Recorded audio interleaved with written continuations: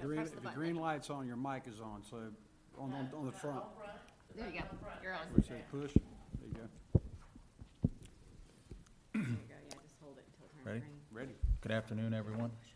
We're here for our quarterly Destination Improvement Committee meeting. My name is Rick Talbert. I'm Vice Chair, and I'll be serving in the capacity of Chair today over today's meeting in the absence of Lee. So I'll call the meeting to order and make sure we have a quorum, in which we do. And also public comment on agenda items. Do we have anybody from the public that has any public comment on the agenda today? Seeing none, we'll go ahead and move to the next item, which is approval of our minutes from the last meeting, which was from July 12th. I so move. I second. We have a motion to approve with a second. Discussion? Discussion. All in favor, say aye. Likewise, same for nay. Ayes have it. We approve our minutes. We'll move on to new business. Our first order of new business is the Kellogg property improvements, and that is Mayor Lou Maris. I'll make this quick because I know we need to spend a lot of time on chapter 22, but as far as the Kellogg property improvements, the environmental assessment is completed, the archaeological survey is completed, the title search is completed. We need to move forward with the Maritime and Ecological Center that Ms. Kellogg donated this land to the county in order to have a nice nature center there. I know Brian's going to give us an update as to what's happening. Yes, so in FY, can you hear me? Can you hear me? Yep. Yeah. FY18 budget, we included some money for design and permitting. Unfortunately, the money for the construction got pushed out to FY19, which it is in there now for our new budget coming up. So we'll start the design and permitting efforts here shortly. The way we do those is we engage an engineering architectural firm from our continuing services pool, and we'll ask them to develop 2 or 3 conceptual designs for a building that was supposed to be built there, and then we'll have a public workshop. I assume probably late November for a public workshop, and at that time we'll take in public input. Members of this committee, should and can attend, and then also we'll bring it back at that next meeting for destination improvement for review from this committee, and then move it forward through the different advisory committees to the BCC for final approval of conceptual design. And like I said, we'll tweak it as we go through these different public workshops and meetings, and after the BCC approves the conceptual design, we'll then move forward with design and final or design development and permitting, and build a building there that is appropriate to the donors' wishes. And of course, the general public that are involved with it. We did earmark $50,000 for the seawall repair.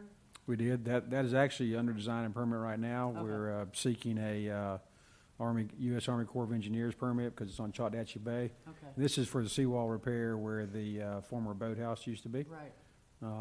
So they should be complete pretty soon, and we'll turn right around and do a RFP for construction. Okay. Thank you very much. That money, like I say, is included in this year's budget. Since it's a capital improvement, it'll carry over into next year's budget. Okay. Somebody in the public might want to talk about the Kellogg Center. Mm-hmm. Here we go. Yes. Hello, my name is Lori Sear. I'm with Walton Outdoors, and I've got a strong passion for the development of Kellogg Park. The Santa Rosa Beach resident, Patricia and Louis Kellogg, lived a long and fulfilling life here in Santa Rosa Beach. They were outdoor enthusiasts and enjoyed their retirement along the Choctawhatchee Bay. With a passion for nature and a double master's degree in education, Patricia Kellogg donated much of her time to developing reading programs for children and was an active member of the Santa Rosa Beach Coastal Library. She was also an active member of the Choctawhatchee Audubon Society. She deeded her 10-plus acres of land to the Choctawhatchee Audubon back in 2003, 4 years after her husband Louis passed away. She wanted that property to be facilitated for something special in nature and to provide a quiet place where children could learn. When she bequeathed her land, there were a few restrictive covenants reflecting her passion. And some of that, without going into a lot of detail, is the purpose of these restrictions is to assure that the property will be retained forever, predominantly in a condition to permit bird watching, hiking, and prevent use of the property that would significantly impair or interfere with such activities. So with that said, I urge the board to consider taking this opportunity and using that land as a special learning place for nature. And it could also be even more greatly expanded to something of a historical museum about the bird life in our bay, the artifacts such as turpentine pots and such. This is a perfect opportunity for the county to take advantage of a nice-sized parcel of land and be an educational center as well. Thank you. Thank you, Lori. Anyone else from the public wish to speak on this matter? All right, thank you. And Brian, you said you would have an update for us as well later in the meeting on the Kellogg On this, property? well, I just gave it to Mary Lou, Okay. so like I say, Okay. our next step is engage a A&E firm to start a conceptual design. And the reason I do that is I like to bring something to a public workshop instead of just coming to a public workshop and say, what do y'all want? You know, and Sure. we know kind of, you know, what we can build there. The original, you know, development order that, where the parking lot was built and all that, actually has a building pad for a building, and I believe it was designed for, I wanna say between 800 and 1,200 square foot building. So I need to go back and revisit what that original development order had, what we can do to of course, we have to get a new one now anyway, but, and then there is always the question of, you know, funding and how much the BCC is willing to spend on this. If it's gonna be a museum of some sort that is open to the general public, then we gotta consider staffing and, you know, Sure. operational expenses and all that, so. So it's safe to assume for us, our next meeting, we'll be getting an update on Correct. progress? Yeah, I'm sorry, Okay. yeah, next meeting will be. Great. Thank you. Any other comments from the board, or the committee? Thank you. Next is Chapter 22, Waterway and Beach Activities Ordinance, and Brian, you're on deck again. Okay, so every year we go through a process of identifying beach activity, beach-related codes, and the whole purpose is to try to make you know, the experience better for all concerned. And so all concerned is our locals, our visitors, and also the people that choose to make a living on the beach. And so our beach management committee, which is kind of a sister committee to this one, that's their main task is you know, beach management stuff. Our job is, you know, what I call you know, making our public places better, and since our beach is a public place, I also asked this committee to look into it too. So at our last meeting, I asked everybody to familiarize themselves with, you know, Chapter 22, which is our waterways and beaches activities. Should be in your package there. And if you have opportunity to get out and get on the beach, I know a lot of you, you know, some work on the beach, some work in and around the beach. Chief Talbert, of course, has a crew on the beach every day. And, you know, you make yourself familiar with what's really going on out there. And then, so this opportunity today is to offer up what you think may be good recommendations. And the way I'd like to do it, which is the way we've done it in the past couple of years, is we'll take some time here to offer up these recommendations, you know, as members of this committee, and we can talk about them, you know, what I call informally at that point.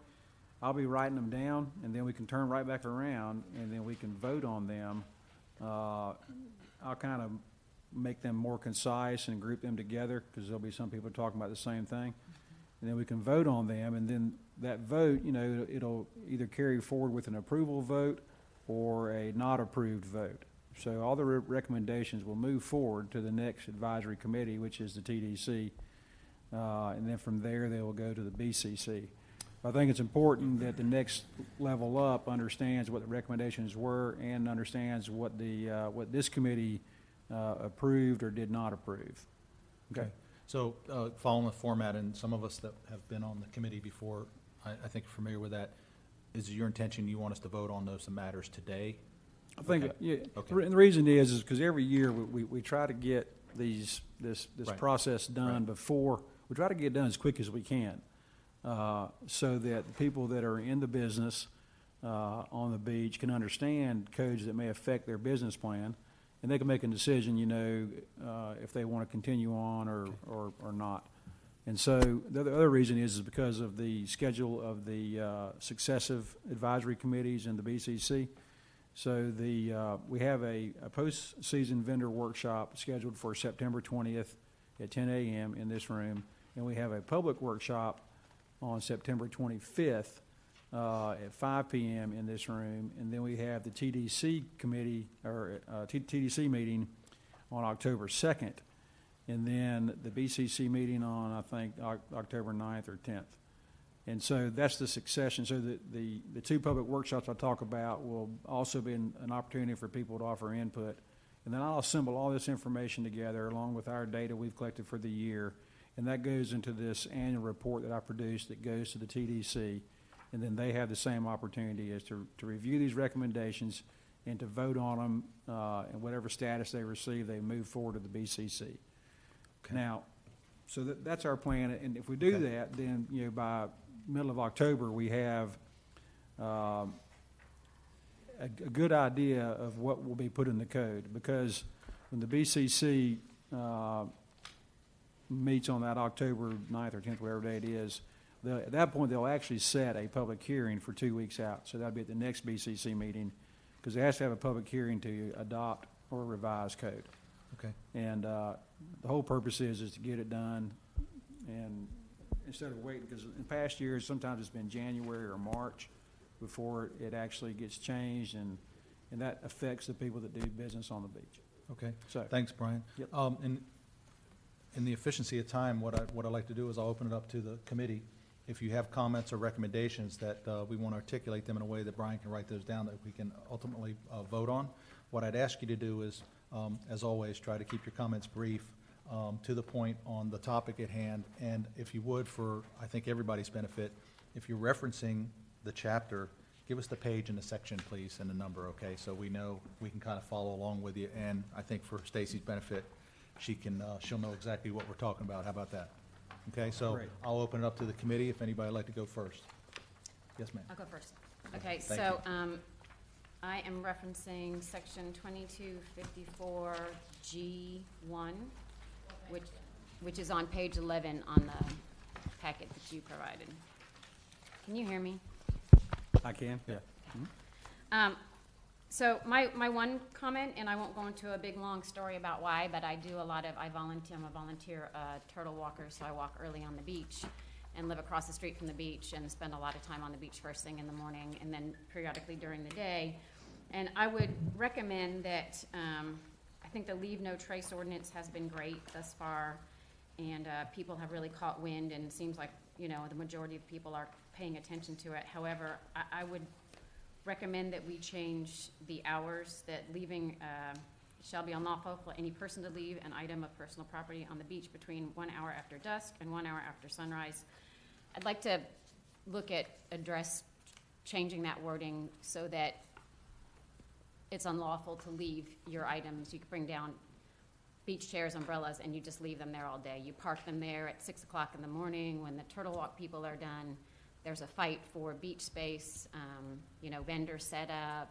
People catch on that the vendor set up early. People are up and down the beach access steps. Dads are coming down with their tents and their umbrellas and their 200 pounds of plastic stuff, and they park it on the beach at 6 in the morning, and it's there all day. And they might come down and use it for an hour or two. And I would like to at least investigate and get some ideas on how we could reword that. I know it wouldn't be reasonable to assume that you couldn't change it to, you can't leave anything on the beach at any time during the day, but there needs to be some way that we can reword that so it's not just overnight. Okay. On public beaches. On public beaches? Yes. Right. Okay. Understand what your intent is. Whenever we're thinking of code enforcement or code, we think about the enforcement component of it. Right. And so kind of accompanying this is where, one of that's a problem with vendor sets on public beaches as well, what we call the ghost set. So you're really kind of talking about a general public ghost set, right? Right. An unoccupied piece of beach equipment. Right. And we're trying to think of the best way to do that, and there's been, you know, a couple ideas of, you know, for the vendors, what's called or considered a managed vendor program, where the vendor actually has a kiosk and attendant and manage the equipment as the people come and go. On the general public, you know, I've kicked around a few ideas and sort of kind of discussed them with what I call close counsel, and that is us having an attendant there on the beach, you know, kind of like one of our beach ambassadors, but, you know, they're there static all day long. And their sole purpose is to let people know, you know, what's good beach etiquette and what is code that governs them. And so, you know, it's not a good idea to write code that you can't enforce. And the reason is because all you do is create animosity in the people that want it enforced. See what I'm saying? Yeah. And so I don't know how the best way to do that is. I mean, it's, you know, attendant there, you know, reminding people, hey, if you're leaving for the day, it'd be nice if you would move your equipment so that other people that do want to enjoy the beach can enjoy the beach. Right. If we, you know, write a code and put a code enforcement officer down there, you know, the whole day and write a ticket for a guy, you know, the other problem is if they're not there, who do you write the ticket to? See what I'm saying? Right. Would I it mean- be, in the interest of efficiency, would it be safe to say now that if Brian's writing that down for right now, the issue at hand is whether it's a time defined yet, Right. that the issue is that affects some sort of change with that, the dawn to dusk piece? Right. Yeah. Okay. Yeah. I mean, and I understand what you're saying about how hard it would be to enforce that, but on the flip side, if it's an ordinance and it's out there, then people at least are aware that if they leave their stuff on the beach from 6 in the morning and they don't come down and use it until 1 o'clock in the afternoon, that it might disappear, and that's lawful for somebody to remove it. Yeah. But I understand what you're saying, but to defining that time period of how long can it be? I mean, Well, if I don't know when they set it down there, I don't know if they have met that time criteria. See what I'm saying? So, I think. Yeah. Chief I mean, was right. yeah, but I think you know what I mean, what I'm trying to get at and Yeah. change, because in the public, there, you know, I live across from Mhm. a small section of public beach where the access, you know, once vendors set up and then people come up and set up their stuff and leave it there for hours unattended, there's no more space in the sand, Right. so. Okay. Okay. Did you have any other comments with regard to the ordinance? No, that was the main one. Okay, thank you. Mhm. Anyone else? Actually, page 8, section 22-31, horses and dogs on the beach. Only thing that we'd like to ask is that somewhere in here, it speaks that the dogs are not allowed on the state park beach or around the endangered species habitat. It's always been an ongoing problem, but this year at Grayton Beach and at Deer Lake State Park, it's just out the roof. We've spent more time having to police people out of endangered bird nesting areas and dogs off a leash running wild chasing the birds than actually getting part of our mission accomplished. So if Mhm. that could just be addressed, that would be Okay. great. That's easy enough. Add a section that prohibits them universally from state park system. Yeah, because our policy at the state park is unless it's a service dog, they are not allowed on the beach. Right. Okay. They're allowed on the trails, but not on the On the beach. trails, but not on the beach. Okay. Thanks, Patrick. Thank you. Anything else? I No, have a sir. question. Yes. Brian, do you know how they handle, or does anybody know how they handle dogs in Panama City or Destin? They don't allow them on the beach at all in Destin. Mm-mm. Panama And I believe they City. don't allow them on the beach in Panama City either. I don't think so. There's Pier Park. They have a dog park. Pier Park has one section. They have a dog park. Has that ever come up?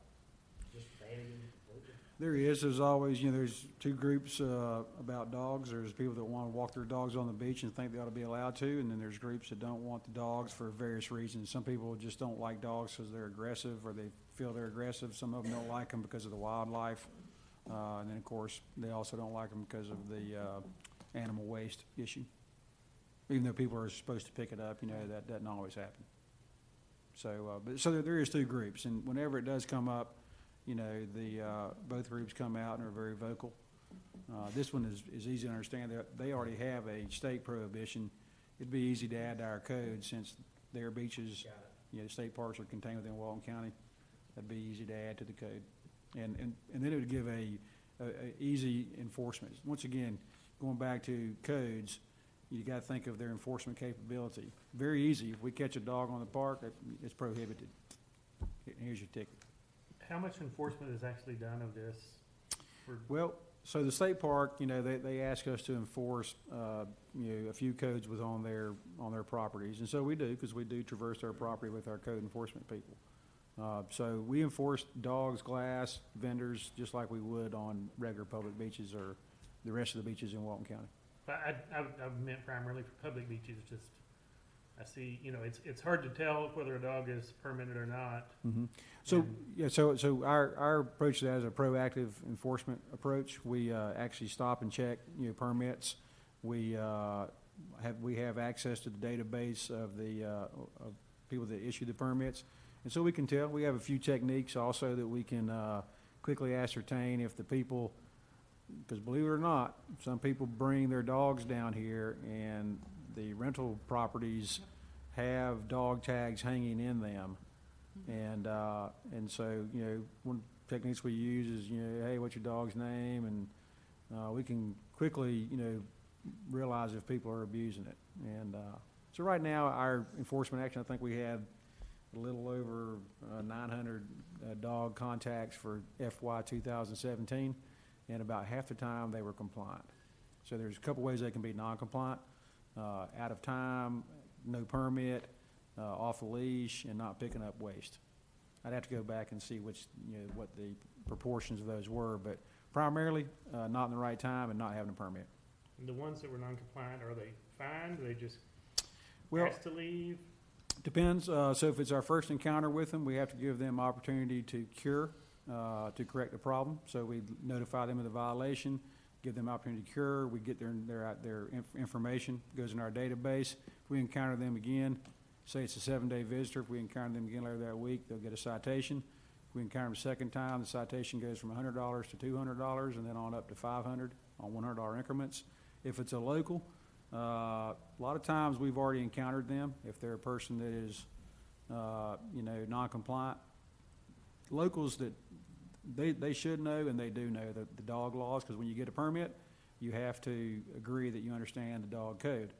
And what they're gambling on is they won't see us that day. There's also some efforts out there through social media for dog owners to let other dog owners know where we are. Yep.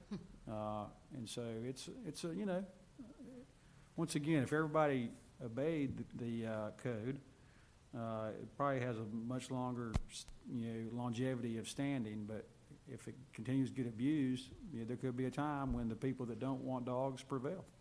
A quick question, I wanted to make sure your inquiry, was that something that we wanted to put down for a vote on the dogs?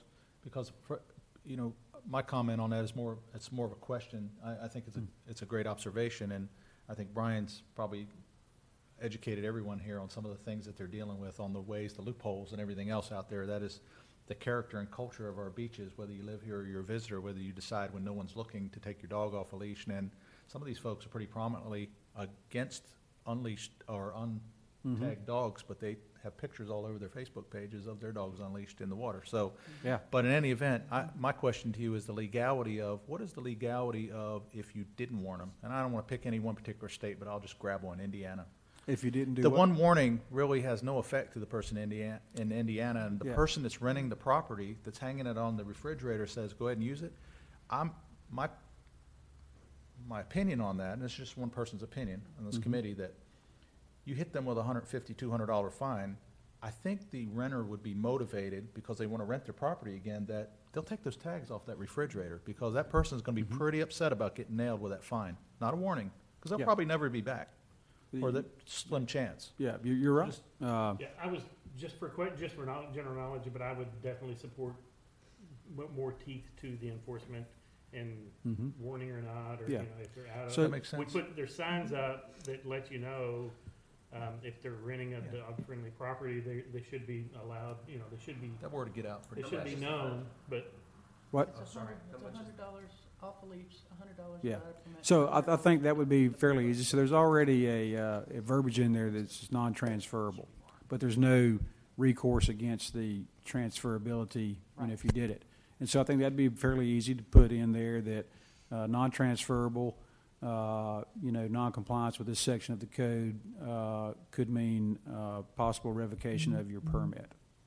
Yeah. Okay. I like that. Just thinking back to a few years ago when the college students in the spring, the first year that Walton County stepped up the enforcement, they handed tickets out to everybody. And those tickets were a badge of honor. I mean, they were proud, we got a ticket. The next year, they took everybody to the county jail, and it was, it was a bigger deal. And I think the enforcement was stronger, greater, and not that we want to take these people to the county jail for having a dog on the beach, but, just anything to strengthen it. Yeah. I think that'd be one way to correct, like I say, people that offer up their permit to renters, Sure. that they feel they lost their ability. So that, like I said, fairly easy to add, so we can add that in there. I'll jot it Okay. down like that. Just, I'll call it transferability permit revocation clause. Okay. And, when we get back to voting on it, we'll say add this clause. All right. Okay. Did you have anything else? That's, I got Great, one it's a more great comment. Is 900 contacts, where is that in the relationship of other kind of contacts you make? Is it a big piece or a small piece? Tiny piece? It's, dogs is one of the items we do a lot of. So for FY17, we had 7,700 actual, what I call code enforcement action contacts. We had like 9,900 other contacts, and some of those aren't, code enforcement. It's just simple people asking, where's a good pizza? But, you think about that, 900 out of 7,700, it's a pretty big, piece of the pie. 20%. Yeah, so, the most things we deal with is vendors, dogs, glass, driving on the beach, because we spend a lot of time at Grayton. Bonfires, another big component, what we do. That's kind of a vendor. There's a couple of different things in vendors we deal with. I'm an avid beach walker, and I used to take my dog, and I don't anymore, but the part that bothers me is not cleaning up the waste. Yep. Yeah. It's significant. I mean, it's not, it's Yeah. significant. The two things that aggravate people that are not in favor of dogs is off the leash and not picking up the Off the waste. leash. I don't think That's they really frightening. mind that people want to take their dog for a walk. As long as they have them under control and are cleaning up after them, I think that would go a long way. So, typically if we see somebody that is, obviously, letting their dog go to the bathroom and not picking up after it, that they get a citation right then. We can't issue a citation on the first notice of violation if it's a safety and health issue. And, sometimes, that's officer discretion, of course, and a lot of times if the people's attitude is not a good attitude, it becomes a safety and health issue on some things quickly. So, Okay. Anyone else? I have a few. I'll keep it brief since I've summarized most of these in the handout. Kelly, did you provide them a handout as well? I did. Okay, great, thanks. I guess I want to open with, Yeah. I feel like we're really at a tipping point as a destination, and I realize that this is the Destination Improvement Committee, and I feel like for the past couple of years, we've been trying to put a Band-Aid on a gaping gunshot wound. So I recognize in advance that some of these proposals may not be popular and may seem a little drastic, but I think they're worthy of discussion. And I included some photographs in the beginning just so you guys can see what I see on the beach on a daily basis so that I don't have to tell you all my sad stories. The first thing I'd like to talk to, page 14, section P, is we have added language regarding shovels. I think we also need to add language regarding holes. I recognize that that's going to be a difficult enforcement issue because if the hole's there and the people aren't, you don't know who dug it. But I can tell you that in the past, when I'm filling in a hole, sometimes the people who dug it will come out and ask me not to. So there's people out there that will admit it's their hole and tell you not to fill it in. okay. What size of hole do you think would be permissible? I would say anything that's a danger to a small child, so 2-3 feet deep. I mean, I don't know anybody else's opinion, but I think if it's dangerous to a child and dangerous to marine life, that would qualify. Excuse me. Sorry. Gotcha. Thank you. Okay, Okay. go ahead. So Kelly, the code enforcement department likes to have something that is not easily arguable. Mhm. And so, we would look for something that had a definite description of 2 foot square by 1 foot deep or something like that. See what I'm saying? Okay, so I'll just throw one out as a proposal. I would say 2 feet wide and 2 feet deep. Okay. So prohibit leaving of holes, so people can dig a hole, they just can't leave it. Right, exactly. And right. again, it's the whole dawn to dusk thing as well. I mean, if you're sitting there digging in the middle of the day, that's fine as long as you fill it in when you go. Right. The second thing, which I understand is going to be quite contentious, is I would like to propose that there's no tents anywhere, public, private, zip, nada. I would offer that Gulf front property owners who wish to have tents could get a permit for their tents similar to the dog tags, and they could hang the dog tag off of their tent. It would be similar to the dog tags, an annual permit. You would go to the county and show them proof of property ownership, and they would give you a tag for whatever tent you wanted to have. But I think it's very confusing to residents and guests. If I'm on the public access, I'm told my tent has to be a particular size. I look over, I see a tent of a different size, but it's on private property. Then I have to get a whole education in surveys and property lines, and I just think it's time to nip this in the bud. And you can Okay. see from one of the photographs here that people are setting up their tents side by side by side to circumvent the size limitations, and they're creating small cities on the beach with their tents. Okay.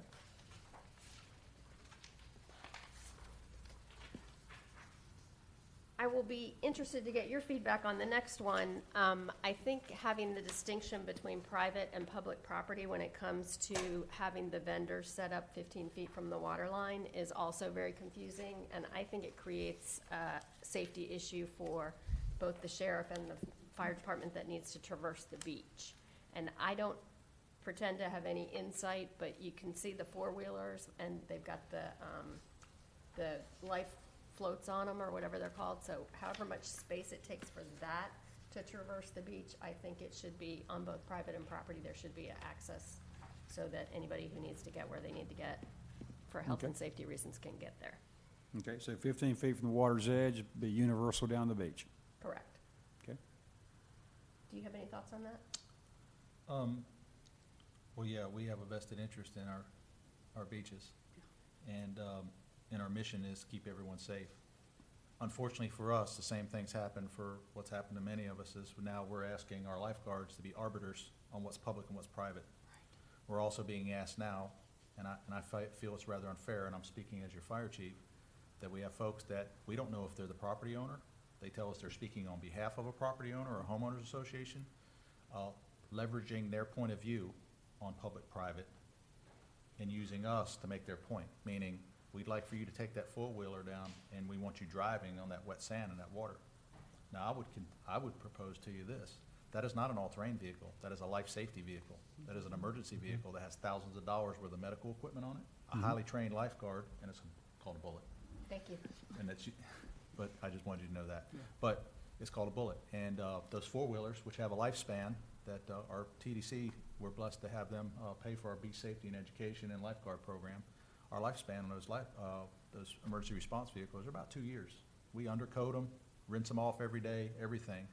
But I can tell you, you decrease the life of it even more when you put that vehicle and that highly trained person down on the water's edge, especially when our rack line and everything else, we've got wet sand that is now like this, and the weight transfer and the shift. Not to mention, where's most of the activity going on?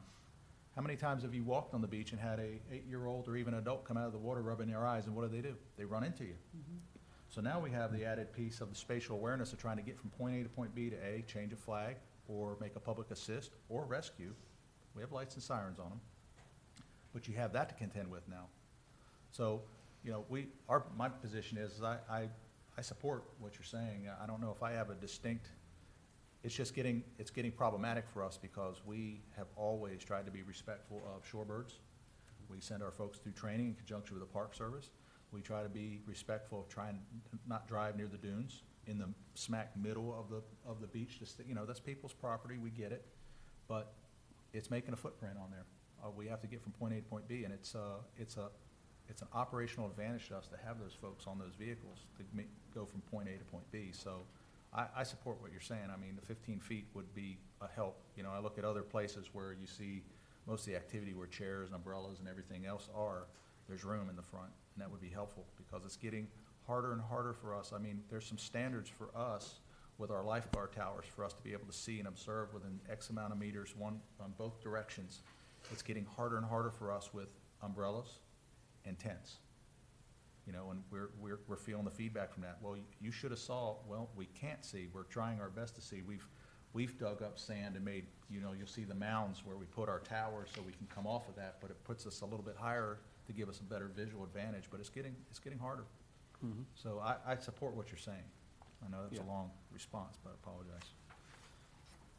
Thank you. So the 15-foot could also, once again, you know, with customary use issues and all that, you know, the 15-foot at the water's edge is a corridor for, you know, people traveling, you know, east and west. Right. And should be so I think you have a valid, you know, recommendation of, let's make it universal.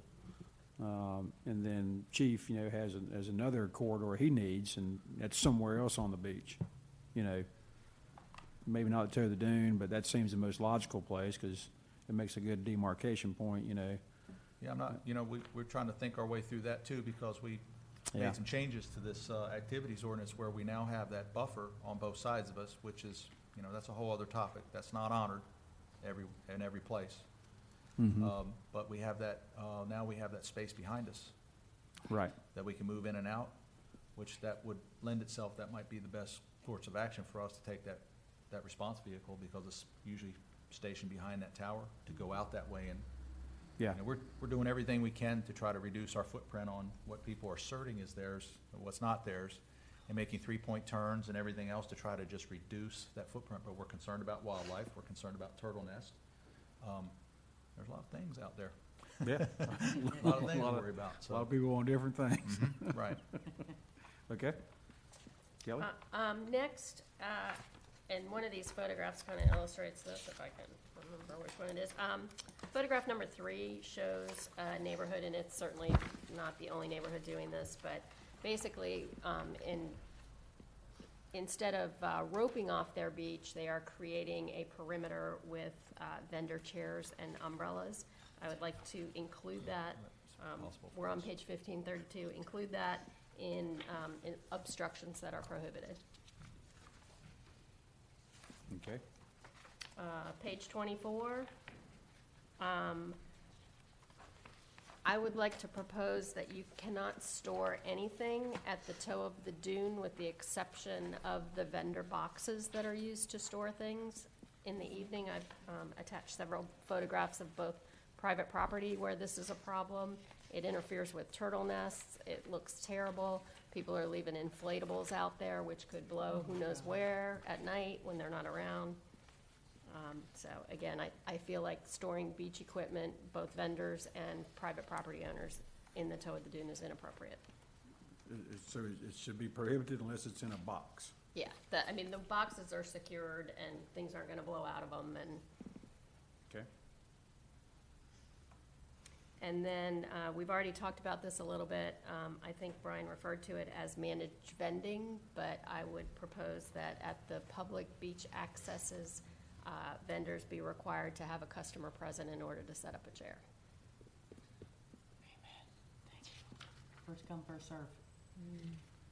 And then, page 25 also talks to storing, things in the boxes and not just leaving them loose on the beach. And then page 27 talks to the tents, which we've already addressed as well. Okay. Kelly, thank you for that. Do you have any other? I do not, Comments? thank you. Can I make one comment on, tagging on to what Kelly had said about storing things on private property at the toe of the dunes? Is there anything in play to do anything about, since a lot of the TDC trash receptacles have been removed because you can't get to them?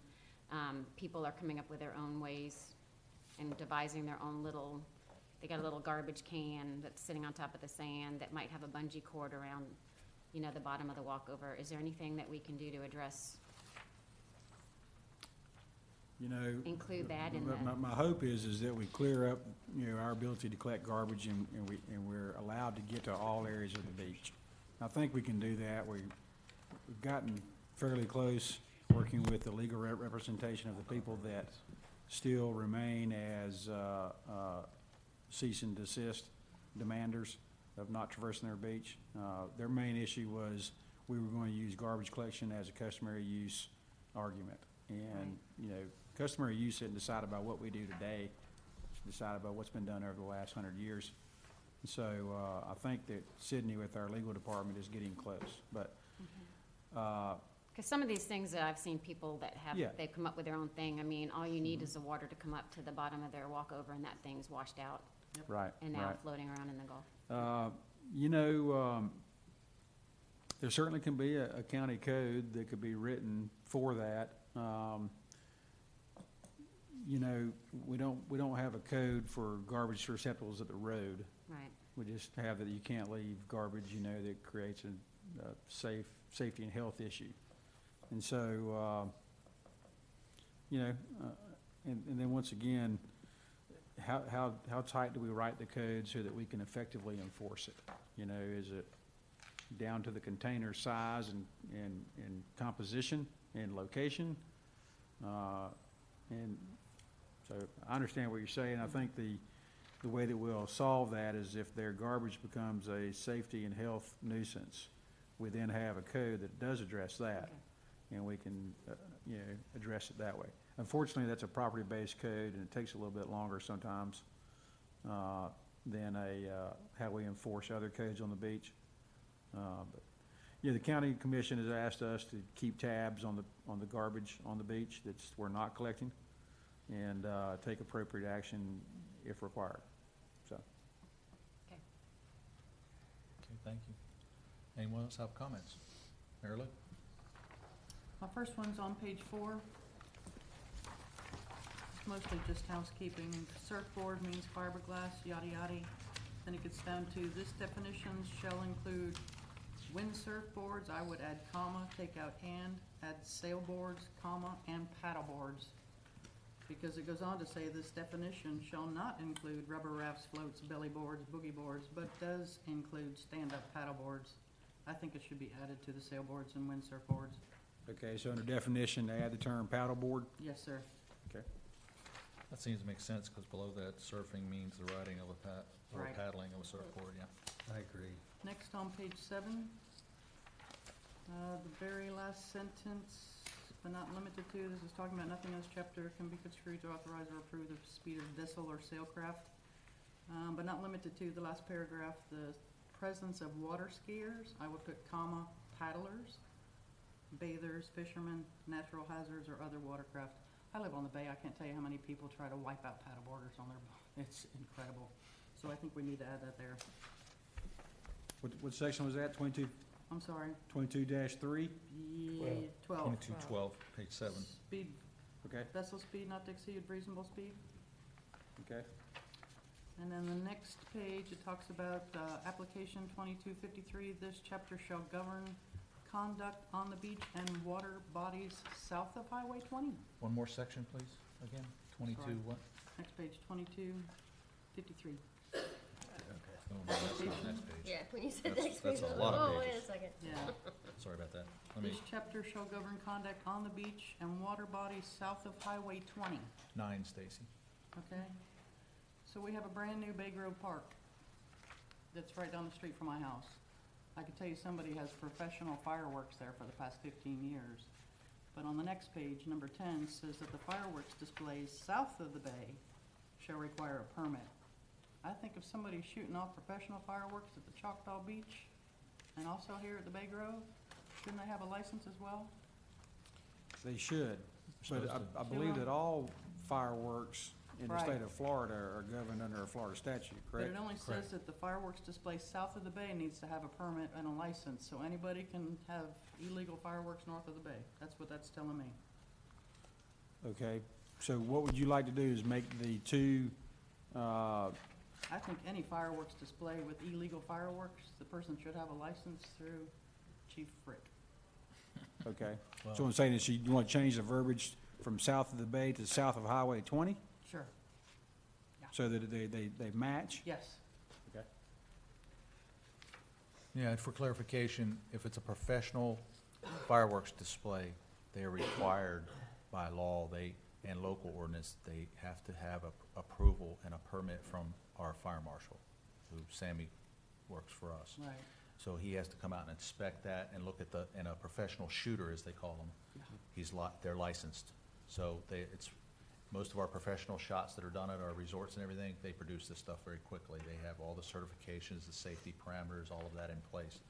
Albeit, there are things that can go wrong, but they have the parameters in place. However, the piece that's problematic for everybody wants to get rid of fireworks. We're in an interesting location in our state where, in our state, fireworks are illegal, but there are parameters on what's illegal. Things that shoot off in the air and go bang and all that's illegal, but the things you see like sold in Publix and Walmart are illegal.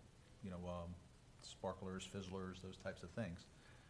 But especially in this area of the state, we are surrounded by states that it's legal. And the last signs you see, heck, our local news channels around 4th of July, they are doing interviews with the fireworks folks across the border saying, yeah, come on. Right. They bring that to our beaches. Those are not permitted. It is illegal, and it is a massive undertaking for us in law enforcement. We've coordinated. We went out on the beach at night a few years ago. I think I might have told you that story. Sammy and a deputy and them, they were being shot at with fireworks on the dune line down on Inlet Beach. Our code guys will tell you, SO was at Grayton one year, and while they were confiscating fireworks, people were taking them out of the back of their truck. So it's a thing, and it's a hard one to overcome. I don't know, what the answer is. That I don't want you to think that we don't enforce it, but we try to educate everybody on all the hazards. But it's pretty overwhelming. Well, before the county bought that park at Bay Grove Road, there's campers there that would spend the whole weekend there, and there was a lot of illegal fireworks. Because I could see 15 shows from my dock. I can see Niceville all the way to Seaside, and that was one of the best at Bay Grove, I'm telling you. There is no doubt that there is Yeah, a lot of illegal I'm sure it's fireworks gonna be on stopped the with beach. a fence up now, but. Yeah. And I missed one on page 8. 22-31, horses and dogs on the beach. I think to get rid of, I agree with what our other sister committee did with the daylight savings time and confusion. Let's just make the permit with the dogs on the beach from 3:30 to 8:30, period. And don't change it from 4 to 8 and 3 to 9, depending on what That makes time sense. the savings time That is. makes it a lot easier. I agree. Okay. Okay, and over page 11, where it talks about soliciting and canvassing, it shall be unlawful for any person to solicit or canvass. Should we give permission to our beach ambassadors to canvass people on the beach and try to educate people? Because according to that paragraph, it sounds like they should not be doing that, in my opinion. So you're saying it should be stipulated in there? Have that added, that the beach ambassadors are exempt from this. Yeah, I think that, the definition of soliciting and canvassing, I guess canvassing could It's be public outreach. considered what y'all do, Right. but y'all are really educational Yeah, people, but, that's public outreach. maybe it's just a sentence that says that, authorized, Yeah, unauthorized, maybe, just say. Well, what? and the way it's defined, if you go back to the definitions, it talks about commercial activity. And I Right. don't think the beach ambassadors are engaging in commercial activity. I just don't want anybody to tell the county that they can't be doing that because of this ordinance. yeah. Is that an issue, Brian? Do what? Is that an issue, people telling them they can't do that? Not yet. I've not had it with, with our volunteer beach ambassador group. Of course, I do get complaints of people soliciting and canvassing in our regional beach access parking lots, putting flyers No, on. I'm talking about beach ambassadors. Yeah, no. Like I say, I think we're covered on that, Mary Lou, with the definition of soliciting and canvassing. Okay, You're not doing a commercial activity, you're Okay. actually doing a county authorized function. okay. What does she have? Page 16, number 3, personal watercraft are prohibited from launching from any county or state-owned properties or parks located on the Gulf of Mexico. Are we gonna be launching personal watercrafts from Bay Grove Park? Because they're already doing it off the beach. Are they gonna be allowed to? Are they gonna be allowed to? Yes, ma'am, there'll be a public boat launch there, Okay, and they will be allowed to launch from there. okay. And then next, page 17, number D, where it talks about the additional 50 permits issued from 2009 and 2015. Can we delete that entire paragraph since it's talking about things that happened in the past? That's a good point. That's cleanup. Right. I can see where that could be deleted. Only 2 more. Wait, hang on just a second. Sorry. You're on a roll, go. Hang on a second, let me catch up with you, Mary Liz. Okay, page 25. Hold on, just Oh, one I'm second. sorry. He's writing that one down.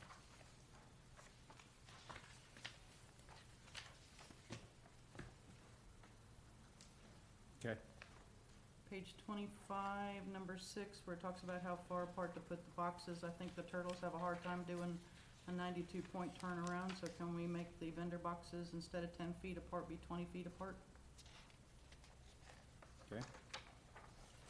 And last but not least, page 26, number 9, about halfway down, paragraph that starts with the permit vehicles shall not encroach on marked seer turtle. I think that should be sea turtle instead of seer turtle.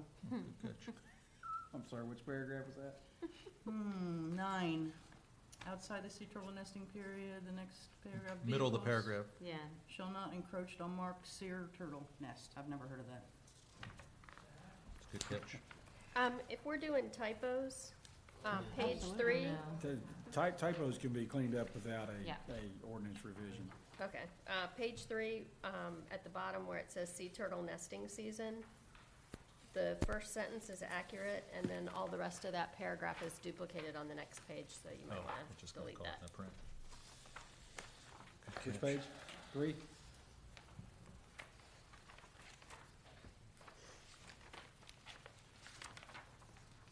Mary Lou, anything else? That's it for me, sir. Awesome, thank you. Anyone else? Anyone else? Lee. I have a couple. Okay.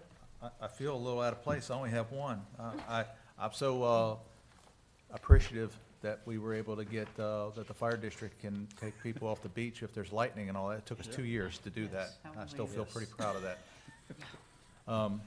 We're glad to have that in there, but my only comment for today is, and input is, it's really another thing where I think it's just dated and duplicated. If you look at page 10, and it's at the top of the page, but it's actually in 2254. And if you're following at the top of the page where it says, all persons desire to obtain a 24-hour permit for a fire on the public or private land, well, then we go on to say later on that you have to have that bonfire and all of it cleaned up by 1 a.m. So it's really not a 24-hour. Yeah. So Right. strike 24 And we hour. thought that, Yeah. that's caused us some confusion during the permitting process. Yeah. So we thought that would be a good cleanup. Okay. Okay? And then I have, in absence of the chair, I have a few comments that she has left us. I'll try to cover those. You have those, Stacy? Okay, for the benefit of the group and for the public, here are the comments from Lee Moore, our chair. Vendors, I strongly support the county implementing a managed vendor program as soon as possible. The county must get the issues with vendors under control immediately and fully. I could support the county taking over the provision of services on the beach directly and realize all the revenue, but I also support a program requiring companies to bid on the right to vend on public beaches. I feel there should be only one vendor at each public beach access. There should be extremely strict rules they are required to follow, including having an attendant on site at all times, only setting up chairs for people who are present, monitoring empty chairs and removing them after a certain length of time of non-use, storing all of their equipment off the beach outside of vending hours, clear determination of vending hours, controls on interactions with non-vending customer individuals on the beach, adherence to clear zones as defined by the county, employee background checks, etc. Non-compliance with any of the requirements should constitute revocation of the contract to vend on the beach. The county should receive a substantial percentage of revenues in addition to an annual fee in return for the privilege of operating a business on public property. I strongly support the revenues from any vendor program being earmarked for funding increased code enforcement presence on the beach. If there are funds in excess of those needs, they should be used to purchase or improve public beach accesses and properties. So with that, and you have that in writing, I think, Brian and Mhm. Stacy, I'm not sure how we capture all that to a recommendation, but I Okay. think we get the gist of it. That Yeah. some What I reg- did on the other some- committee was, tight there was regulations. a lot of discussion about it, Okay. and we ended up with a recommendation for the county to explore some form of managed vendor program to be determined by public workshops and, general consensus. Was that from the Beach Management Committee? Correct. Okay. Mhm. One more, and another one is tents. Mhm. I support going back to the stipulation added last year prohibiting tents on the beach larger than 6 feet in span. Tents create a poor aesthetic on the beach in addition to obstructing views of the beach and water. They can also easily become hazards in bad weather or after dark if left on the beach. I suspect many are left on the beach when the user is finished with them, which is creating a great deal of unnecessary work and waste. Sunscreen and umbrellas are adequate protection from the sun, in my opinion. People enjoy these beaches without using tents for many years. I truly believe that after the first few years of pain from re-educating people will become a non-issue again as it was in the past. So in some, the tents, which I think we also brought up earlier. Lastly, Lee notes and suggests fireworks. We've noted this one already as well. I feel the fireworks should not be allowed on the beach. They have a negative impact on wildlife, create tremendous litter both on land and water, and are extremely dangerous to humans. It is a question of when, not if, someone's going to be badly injured or killed by either fireworks themselves or fires caused by them. Property damage has already occurred multiple times. I'm not referencing professional fireworks displays that are permitted and put on by a commercial entity. I'm referring to fireworks of any kind otherwise. And I think we noted that, and I made some comments regarding that. So those are Lee's comments on the beach activities ordinance. Okay. So, Brian, you've been tallying along there Yeah, if y'all diligently. give me a few minutes, if y'all want to take a break for about 5 minutes, let me get these in order. Okay. I'm sorry, Chief, we have a, Okay. General public. Ms. Bonnie, would you come up, please? And just as a matter of protocol, I just want to make sure it's okay with the committee. We have room for public comment. Is everybody, we'll let you go now. Oh, Thank good, you. thank you, because this is the first meeting of your committee that I've attended. So can you hear me? Can hear you I fine. appreciate it so much. I love so many of your ideas. And I don't know if you know, but I have spoken to the BCC as well as the TDC committee about some of the issues you brought up. And I think that we have reached a point now in Walton County where vendors have reached critical mass, is what I call it. I think they're dictating our public space instead of the space being for the public. Public beaches are for the public. The vendors should not have priority. So let me just quickly, some of your suggestions here. I've wondered where Turtle Watch has been. Basically, with the holes, and the fires, and I want to talk to you about that, Chief, the fires, the holes, just things on you brought up the vendors, things on the beach, and you brought up the holes. I think not only is it really dangerous for the turtles to have a 6-foot deep hole by 6 feet wide, which is left overnight, but for anyone walking. A lot of our visitors walk down there, little children are running and playing. I don't know what would happen if they fall in, so I'm surprised this hasn't come up before. Let me mention something about the fires, Chief. I'm so glad you're here. I didn't even know who of you were on this committee. A friend of mine in Seagrove Beach, Karen White, Dee Don Comer had a family reunion type thing about 2 weeks ago behind her house on Seagrove Beach. They got the big aluminum bucket. Is that what y'all have for the fires? They have to use a big aluminum They have bucket to use thing. a container, yes, ma'am. But because you're now taking that off the beach they said midnight, but you said 1 a.m. It used to be overnight. Well, they brought ropes and things, and they pulled the thing down to cool it off, in the water when they got through. What they didn't realize was that after having that fire burning on that quartz, on the sand, for 3 or 4 hours, it was red hot, and some people walked through. My friend Karen has second-degree burns on her feet, and her friend has third-degree burns. And she was saying, there are little children out there and all kinds, so people don't know it's dark. Maybe the adults have been drinking, but when they went to the Seagrove Clinic to get both of her feet treated the next day, the doctor said, you'd be surprised how many people I see in the summertime with burns on their feet from where those buckets have been. And so I don't know how you fix that, but that's just something to bring to your attention.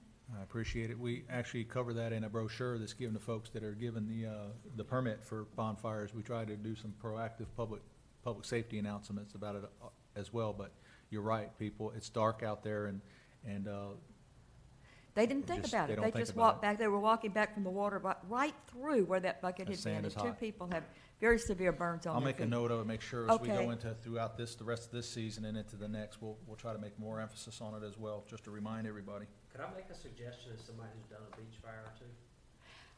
I'm sorry, go ahead. We use pits that are elevated off the sand, and it makes a big difference. But can I ask you, why, do we need fires on the beach? Is that a big thing? I mean, do we actually need bonfires on the beach?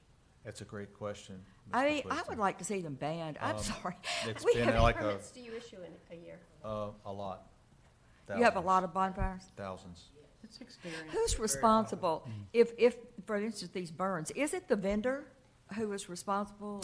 Oh, Well, no. for instance, I wouldn't know who put that fire on, whether it was a vendor or the community. It could be a property owner who still has to, they get an annual permit because they're a property owner, but then they're Yeah. supposed to let us know if they're having a fire. Some do, some don't.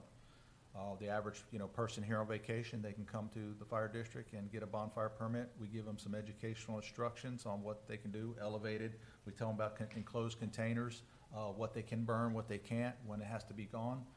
They get a permit. Our commercial vendors, it's an operation, they do them as well. So we have a few different, ways that bonfires are happening, but they're in the thousands. It was something that was being done as long as I can remember here, that was Yeah. unregulated. Right, right. They were happening everywhere, and what was happening was we had an inordinate amount of call volume in the summertime, spring and summertime especially, where we were getting calls for, this house is on fire, there's smoke coming from the back of the house. We didn't even know where the bonfires were. And everything from construction material to pallets and everything else were being burned in the sand. So the county had asked us to look at doing it, which at first we resisted. But then it occurred to us that at least we'd know where the fires are, and we could probably do some public education to get them done in a way that might be safer for everyone. And honestly, and no disrespect to the feet burn issue, which has happened before, we've had less instances over the last 5 or 6 years with bonfires, including, and I think Brian can attest to this, compliance with permitted bonfires is night and day from what it was. Oh, I think if you're going to allow bonfires on the beach, I don't know who comes here and says, I guess a lot of It's people come pretty and say, amazing. we need to have a fire, right?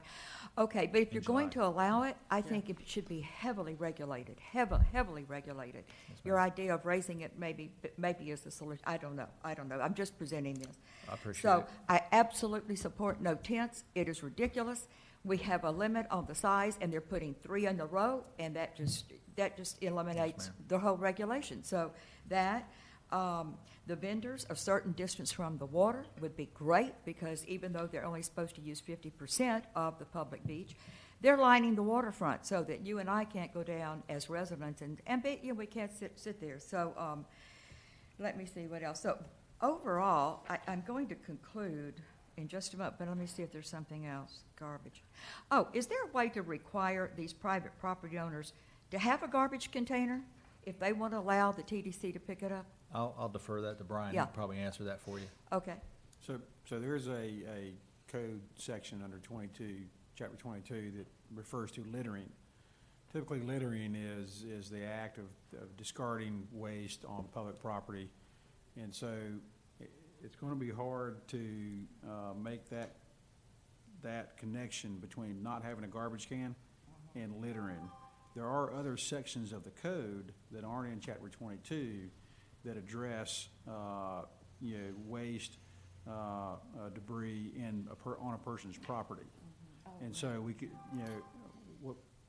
it's typically understood that our unit, our beach code enforcement unit, is tasked with enforcing chapter 22 and chapter 23. Of course, chapter 23 has been preempted now, but I could see that it could be added to our list of activities to do. Since we're on the beach, it's a problem on the beach. It'd be very simple for the legal department to say, Brian, have your code enforcement department take care of Walton County Municipal Code, chapter, block, section, whatever. So, like I say, they have asked me to keep an eye on it and to do what I can as necessary and required. Well, I understand there has been a proliferation of garbage on the beach since the TDC was not allowed to pick up, okay? Fireworks, Chief, on the fireworks, you know, I live in Gulf Place, and every year on the 4th of July, and not just then, all summer, people love to come down with their fireworks. And Patrick, you know, I'm in the middle of the state park. We always have a concern that those fireworks are going to go the other way, especially 4th of July. I don't know, can they do that? They can just bring all their fireworks down and shoot them off at the beach and on the 4th of July? Yes and no. What's sold at Publix and Walmart, it's sparklers, fizzlers, things that don't go in the air and go boom, are legal. So technically, they could probably bring something like that to the beach. But what's being brought to the beach that shoots in the air and goes bang are not permitted here in the state of Florida. They're bringing them from the other states that it's legal.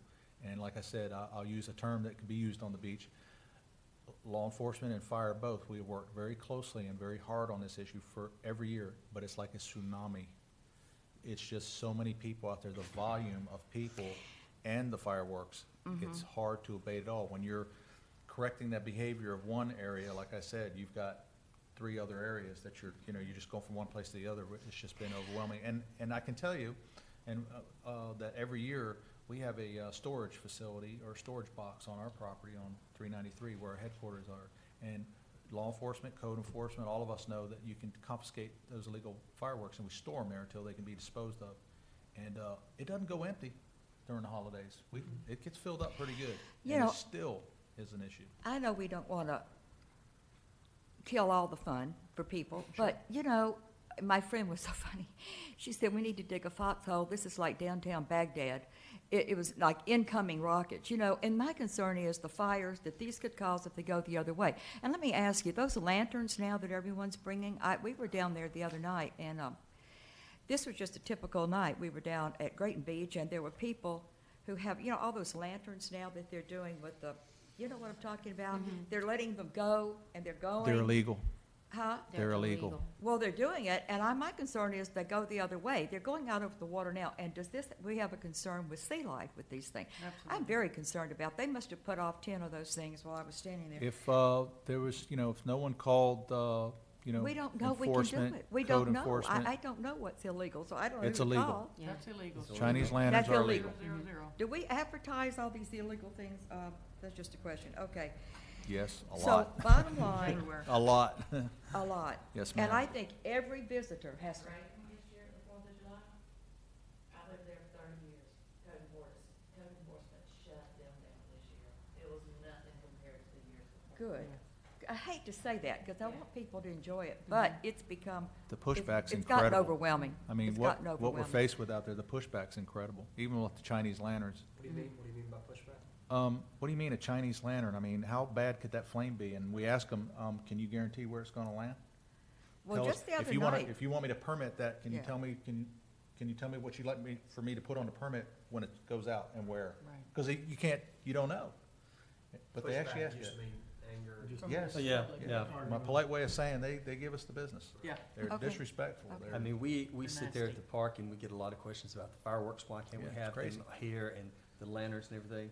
And one of the first things I always tell them is, you're in Florida and green burns here. And they look at me, That's I'm right. like, if It's the it is a truth. green plant, if it is a dry plant, whatever type of plant it is, it burns in the state of Florida. I'm so afraid of fires. And they're like, so well, I'm from Georgia. I said, welcome to Florida. So, Yeah. You know, and in our community's defense, though, I will say this, Patrick, you may agree or disagree. We've had some prolific wildfires in our state and in this community, but I will tell you that a few of the years over my tenure here, in the last 12 years, we've had some extremely dry conditions, drought, wildfire Yes. conditions around those holidays. Yep. And we did a massive amount of public education banned bonfires, any open fire. And I got to tell you, the community and visitors overall were very compliant because at then it was illuminated, no pun intended, but it really stuck out like, what are you doing? We're under drought conditions. It just did not make sense. So you can ban in our the community's fires, defense, everything. we've had good success when we've had extremely dangerous conditions for fire. exactly. And I mean, I hate it for California and Texas Right. and some of these other places, but when you mention that word wildfire, the first thing that comes to people's mind is out west. And they're seeing it now happen. They think in their mind that it's going to happen like that here. So they do, they comply a lot more. One more thing with the turtle watch lady. As far as these hot the hot sand that's like glass, that's red hot, like coals. I was thinking also about the turtles coming up with that, because even though they come and pick up the bucket thing, I think that those are hot spots. So anyway, we've covered that. Bottom line, I want to thank all of you for allowing me to speak today, because this is the first time I've attended your meeting. And I think that the words managed vendor program keep coming up time and time again. We're talking about vendors. I agree with so much of what, who was the lady who wrote, the chairman who was in here? Lee Moore. Yeah, she has really good points. I affirm all of that. I mean, I support all of that. But if you could recommend to our county commissioners, and I'm going to go the vendor program and the workshops and do the same thing, the managed vendor program for Bryan, where we're talking all-encompassing managed vendor program, would be wonderful if you all could recommend that as a, so thank you very much. Thank you, Ms. Bonnie. Thanks, We Bonnie. appreciate you. We need a few more minutes. Need a few more minutes? If y'all want to take a break for just a few minutes, feel We'll, free. we'll go ahead and recess for a few minutes till he's ready. It's hard. I got something to reply. I got confidence that they pulled me in with my hair bun. All right, Okay. Brian, thank you for letting You us bet. take a break there, and we'll listen to what you have there for feedback. Okay, so the way I'd recommend we do this is I'll go down this list and then kind of give a description of what was talked about. And then I think the way it would be appropriate is a person on the committee make a motion, and then it has to be seconded, and then there can be some discussion if discussion is needed. Don't forget to offer the public opportunity, and then y'all make a vote on it, and we'll mark it down as the Recommendation. disposition of the vote. Okay. We'll go down like that. Everybody understand? Can I get a clarification? Sure. Can you tell us the difference in the beach management committee and this committee as it relates to beach activities, what the difference is? Mhm, yeah. So the Beach Management Committee, their task is to help develop policy of how we manage the beach. And manage the beach means, of course, garbage, code enforcement, vendors,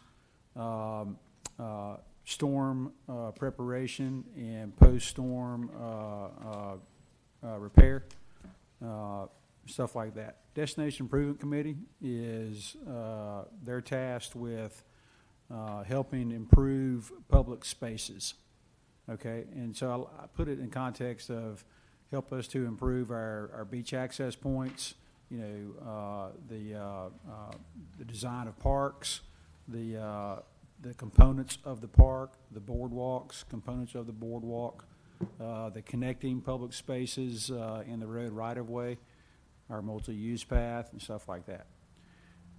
You know, the past members or past committees have felt that they should help. Past Destination Improvement Committee members have felt that they should be included in somewhat of a beach management activity. And so I welcome that, and that's why we're doing this today. But primarily, y'all are tasked with making South Walton a more beautiful place, physically. Not mentally. And mentally. All that. Okay? Okay, Okay, Brian. so I have these separated in order of the code, so if you would like to look through the code as we go through it, feel free, because I'm going to be referencing these as the code section and a somewhat description of the code section Okay. name. So the first one is definitions. Discussion centered around adding verbiage to the definition of wind surfboard, and it would be to add stand-up paddleboard as part of that definition. And I so move. Have a Sec- motion Second? and a second. Discussion? Discussion? All in favor, signify by saying aye. Aye. Likewise, sign nay. Okay. Motion carries. Next one is section 2212, vessel speed. The discussion centered around adding canoes and kayaks to the items that the vessel speed has to be kept at a minimum. I so move. We have a motion on the floor. Do we have a second? I thought that was also to include paddle boards, am I wrong? Paddlers. Add paddle boards too? Water skiers, Yeah. paddlers. Paddlers. Yeah, add the word paddlers. So, meaning any, both stand-up paddleboards and kayak paddlers. we had a motion that did not have a second, so Brian, can you re-clarify it? Sure. So the discussion would then be, add, the term, stand-up paddle boards, canoes, kayaks, and paddlers. And In I case so we move. didn't catch some vessel that can be paddled. Motion, we have a second. Discussion? Discussion. All those in favor signify by saying aye. Aye. Opposed? Motion carries. Okay, the next section is 2231, dogs, horses on the beach. It's got several parts, so we'll do it in different parts. First discussion was to prohibit dogs, horses from state parks. Patrick, Correct. make the motion. I'll Patrick? I'll entertain a Yeah, motion. I make the motion. A We have a second. motion, we have a second. Discussion? Discussion. All those in favor signify by saying aye. Aye. Opposed, like sign. Motion carries. Okay, the next part of that, 2231, dogs and horses, is to change the allowable time to 3:30 PM to 8:30 AM year-round. And I so move. We have a Second. motion on the floor and a second. Discussion. Patrick? Do we have any discussion? Discussion? All those in favor signify by saying aye. Opposed, like sign. Motion carries. Last part of 2231, dogs, horses on the beach, is transference of permit may be cause for permit revocation. I make a motion? I'll second. We have a motion and a second. Discussion. Discussion. All those in favor signify by saying aye. Aye. I'd like to Opposed, like add sign. that I'll add, when we put these together, they'll have the gist of what the motion was, but it'll have a little bit more verbiage that makes it easier to understand in the code.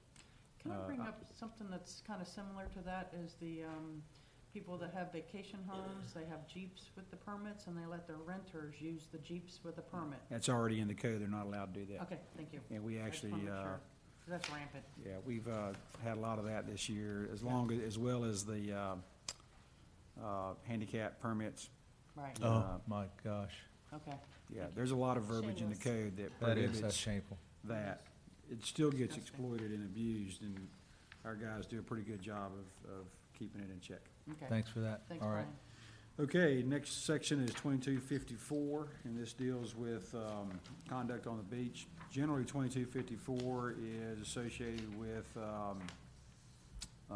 the public's use of the beach and the waterways, and there's usually a similar component in the 2260 vendor code, but we'll address 2254 now.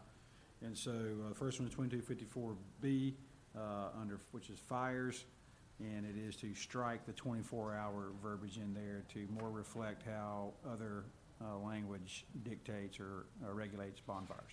And I'll make that motion. We have a motion. I'll second. Second. Discussion?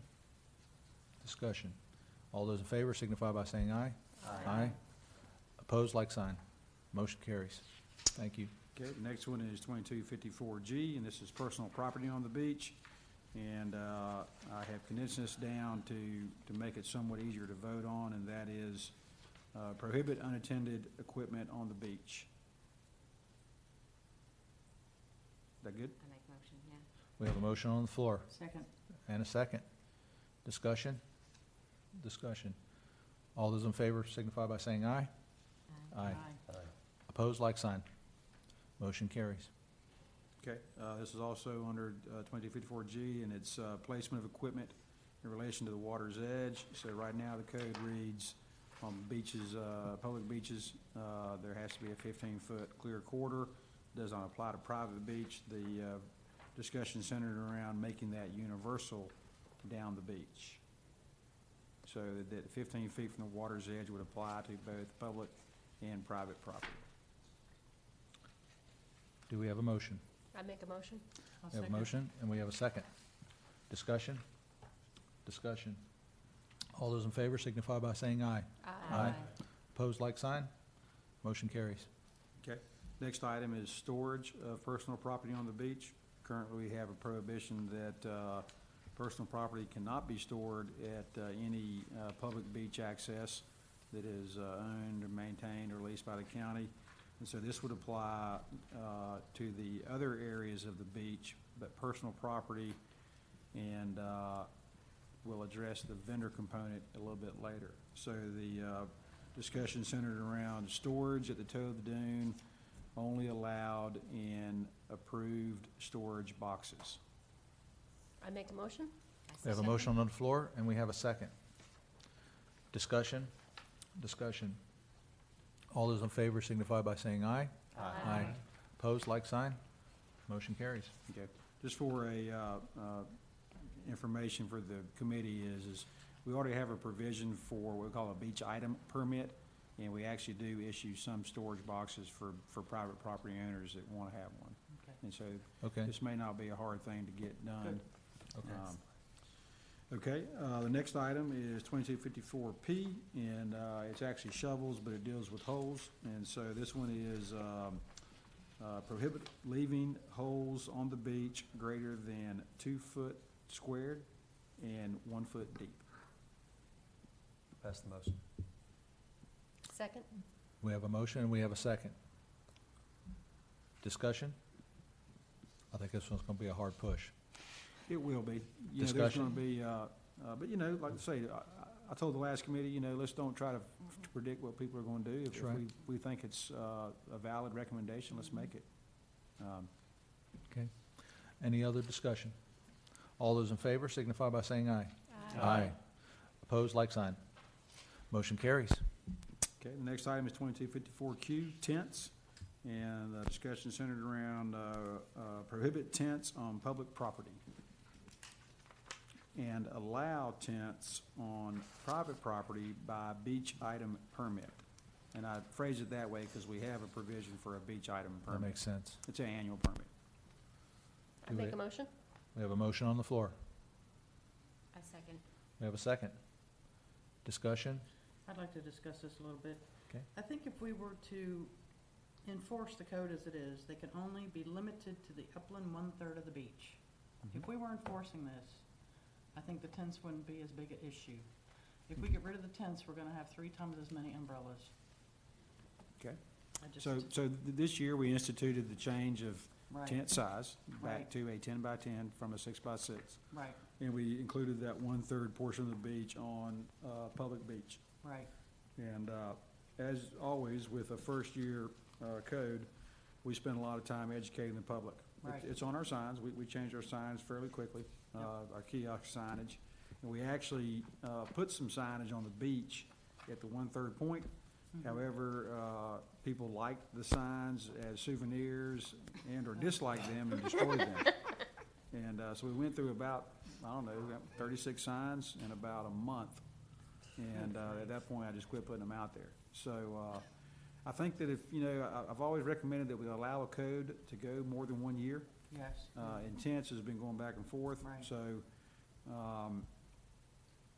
When you take that to the BCC, who do you get pushed, is the public you get pushed back from? yeah, so what happened on the change from 6 by 6 to 10 by 10 is, you know, the county commissioners received a lot of grief in the form of emails, phone calls, and stuff like that. That, you know, how could you deny me a tent, you know? I have lupus, or my daughter has melanoma, or all the myriad of excuses. And people like tents, just like there's a group of people that don't like tents, there's a whole group of people that do like tents. Be quite honest with you, if you asked any father, husband, dad, he would say, I don't like the tents, Yeah. because he's the guy that has to go set them up at 6 a.m. in the Right. morning and tear them down at That's 5 right. p.m. That makes sense. But anyway, so yeah, there'll be some pushback on this, and part Right. of it will be, there'll be people in the room that will say, I need a tent. And part of it is a general understanding now of the county commission, you know, feels kind of the same way I do. Let's go with the code that we have for a couple of years Mhm. and see if we can get people to understand it effectively. Right, You know, the people that don't like tents, I think the reason they don't like them is a couple of reasons. One is they're placeholders. Second is you can't see over them. right, And they take up more area than probably a regular family needs. yes. And they tend to stay on the beach longer than, you know. And they're treacherous on straight line winds, they fly. That's right. They also take flight quicker Right. Yep. than Yes, sir. Is there a way to leave it like it is, but have it where they can't string them together side by side by side? You know, a minimum separation? Certainly, there could be a change or an addition to the motion. The original, you know, motion could be changed to say that the max size tents, or there has to be a separation of, you know, 36 inches, whatever, you know, I don't, you know, whatever's reasonable, I don't know what. Yeah, Well, 50 feet. keep in mind, for keep in somebody to mind. be able to walk through with a, you know, pulling Yeah. Yeah, so if I was going to do separation, I would do separation of the same size 6 as the feet. tent. Right. And so keep in mind that, you know, like I said before, we like to have definitive numbers to do it with. But then again, we also don't like to be down there with tape measures, you know, and that's why it goes back to writing a code that's easy to understand and easy to enforce. If it's easy to understand by the user, you know, it makes it much easier to get the behavior you want, the general public wants. I'm of the opinion if we have been enforcing the upland 1/3 of the beach, then we wouldn't even be talking about the tents because they wouldn't be an issue. We have been enforcing it, but like I say, our enforcement, you know, point is, you know, sir, ma'am, I need you to move your tent up to the 1/3 Right. point of the beach. And then a lot of the complaints we received this year of non-compliance of that was really what I call a unfounded complaint. No violation found. It's because the people could not differentiate between public property and private property. Right. Gulfview Heights is a prime example, 100 feet wide, property line skewed at an angle. If you look to the west, it looks like these people that are in front of the Gulf Dunes or whatever it's called neighborhood Right. are on public property, and they're not. Exactly. Conversely, the same way their side. I know there's beaches in America that don't allow tents. You know, ideally, the best tent code would be either allow or prohibit, put a Right. max size on it. The 1/3 thing, I think if we give it another year, people will start to learn. Like I said earlier, I think the key to harmony on the public beach accesses is, in the absence of a managed vendor program, just to manage the general public, we, the county, need an attendant down there. You know, I had good success with beach ambassadors staying static at regional beach accesses. Just, you know, walking around, talking to people about good beach etiquette and what beach code is. Okay, so I just know we're gonna get pushback if we say Yeah. no tents. can we we're under discussion. Right. Does everybody know what we're still discussing, or would you like it reread? Tents, right? Right, so the original motion was prohibit tents on public property and allow on private property by annual permit. Do we have a motion? I think I made a motion, that's Yeah, why you we're did. having this And discussion. we had a Yeah, second. You got a motion and a And we have a second. discussion. So, Is there any further discussion? No further discussion, we'll go to the vote. All those in favor signify by saying aye. Aye. Opposed, like sign. I'll say nay. Just 'cause I know One dissent, it's gonna come back to us. motion carries. okay. Next item is 2255, obstructions on the beach. Discussion centered around including verbiage that prohibited beach equipment as obstructions.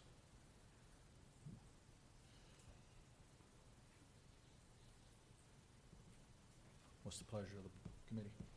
What was the number? This is 2255. Oh, yeah. So that's the obstructions on the beach. It deals with signs. And so the discussion centered around including beach equipment as an obstruction. And so if you go to that section of code, it says prohibition of obstructions and restrictions of signs on the beach. A, it shall be unlawful for any person to place, construct, or maintain an obstruction on the beach. And it's got some exemptions. And then talks about shall be unlawful for any person to place, construct, or maintain a sign on the beach unless it conforms to the following criteria. And so it would be like a paragraph C that said it would be unlawful to use beach equipment as an obstruction. Like the picture, is this the one about? Yeah. Yeah. This is one Kelly brought forward to us, and so as you can see, the picture there where they've got equipment lined up That's on private property? on private property. That's on private property? Is it photo right number at a three? private, you Yeah. know, of course, we already have Yeah. some mechanisms in place for Yeah, public photo property. three. Yeah. We don't have that problem on that public sign say? property. You know, Who is that? the reality is LDV? code enforcement, Who else? we already have a tough time with enforcing the signage. And mainly because of some verbiage about its placement, and it's hard for us to determine, you know, it gets down to determine where are those east and west boundaries that go north and south, and where is the southern boundary that makes their, you know, the main high water line. And- Looking at that picture, Brian, can you tell where that is? That sanctuary? Could be. No, that's not. Trying to see, Looks like, We looking at the blue chairs? yeah, photo 3. Number 3. yeah, Kelly, I do can't you tell know where you exactly put where it is. She's not here. that? Oh, she left? Yeah, she had to leave Okay. at 2:30. It's, But- it doesn't matter. That's just It doesn't, I curious. mean, see, that happens up and down the Right. beach, you know, and, when, What long ago So- did so- we see the 15? so while it'd be fairly easy to insert into the code, when it gets down onto the beach and actually enforcing it, you know, there's gonna be arguing that, you know, well, I have it set up like this because that's where my customers wanna sit. You know, if they're empty, you know, it's, I mean, once again, that's why I always go back to you, when you're writing code, you need to write a code that can be enforced. Right. And when I say enforced, you know, one of our main things we think about when we're writing a ticket is, are we going to be able to convince a judge? Because every ticket has the ability to be, you know, challenged in court. Right. And then we have to be able to convince the judge that, yes, this person is, was non-compliant based on this particular code. And so I get what she's trying to do, I just don't know if that's the most effective way to get there. Right. And I'll be honest with you, you know, we've had a slow progression over the last 3 years of separating public beach from private beach, and the main reason is because the people that have private beach are starting to push back, not push back, but assert, you know, that they have rights on their private property. Until we, you know, sort out customary use, you know, something like this, you know, be quite honest with you, if it does make it through the BCC, it will probably get challenged in a court of law, just like our signage code, you know, has been challenged twice, and I'm quite certain that there'll be a court challenge to it again. You know, right now, people are allowed to put signs out. There's been some interpretation of that particular code as to how we are to enforce it. When I say interpretation, one of the big things was signage on the corners of your property. Well, it's impossible for the average user to know where those corners are on any given day. And it's equally hard for our guys to say, no, that's not the corner, or that is the corner. And then the other thing is a lot of people believe their mean high water line or their property corners are in the Gulf of Mexico. And they'll argue with you until they're blue in the face, and they'll have a survey from 1990 that says, you know, my property's 600 feet from this corner, and that's out there, Mr. Kellenberger. And so I can't put my sign out there in the water every day to float away. And so, when I say there's been some interpretation, so now we've interpreted that as the 250-foot length, you can have it anywhere along that 250-foot length. So what's the pleasure of the committee on this matter? So Kelly suggested we added including umbrellas and chairs, is that right? She added that we include beach equipment as, you know, cannot be used as obstructions on the beach. And so it can be added fairly easy as another, you know, paragraph. Beach equipment cannot be used as obstructions on the beach. And How do you know what's an obstruction and what's not? Is that what you were trying to say earlier? Well, she's saying Well- that's an obstruction. yeah, so you define, you know, so this section of the code originally started off as part of 2254, and it was called obstructions on the beach, and it had a very descriptive paragraph of what are obstructions, okay? It got defeated in court, actually under the First Amendment rights. The guy was successful convincing the court that we were prohibiting him from expressing his First Amendment, because he couldn't put a sign out there. And then, so it got changed, and when it did, obstructions became just a one sentence and it was not a description. Because oftentimes when you have an inclusive or exclusive Right. list, it makes it easier to argue that, well, these are the items you included, so this item's not in there, it's obviously not an obstruction. Or these are the items you excluded, so it's not in that list, so obviously it's not. And so obstructions now, once again, it's anything that would prevent, movement down the beach. So, like I say, it'd be fairly easy to add that in there. What's the pleasure of the committee? I'll entertain a motion if there's one. If that's an obstruction, I can walk right through there. If not, if there's no energy towards the motion, we'll move forward. Okay. Moving on, next one is 2257D, and this deals with what was commonly known as the Great Beach Lottery for driving permits. That time has come and passed, and it is discussion centered around omitting that that paragraph in its entirety. Motion to approve. Second. We have a motion, a second on the floor. Discussion. All those in favor signify by saying aye. Aye. Opposed, like sign. Motion carries. Next one is paragraph, or section 2260, paragraph A, policy, and discussion centered around explore, develop, managed vendor program to define how vendors may operate on public beach. Components may include selection process for vendors, the contract form, and then vendor operations on particular beach to include attendant, equipment management, and time of vending. Is there a motion? Who talked about that one? That was Lee. That was on That was Lee's. Lee. Okay. Does anybody, I'll make the motion. we have a I'll motion on the second. floor, and we have a second. Yeah, Discussion. I think everybody can concur that the vendors have gotten out of hand. I think that's. So keep in mind that general this is on public beaches, Mhm. doesn't affect specific place, permitted vendors. And I would foresee the progression of this as in, a couple or several public workshops to make sure everybody's had opportunity to provide input. And I would also see it being developed but not implemented until a year later Absolutely. to give people opportunity to, make a business decision as whether they're going to continue to participate or not participate. Mhm. I really like the revenues going for more code enforcement. Yeah. I think the motion really should be as simple as explore, develop, manage vendor program to define how vendors may operate on public beach. The rest of it I added because it was included in several, Okay, inputs that we received. and I'll amend my motion. Motion is amended.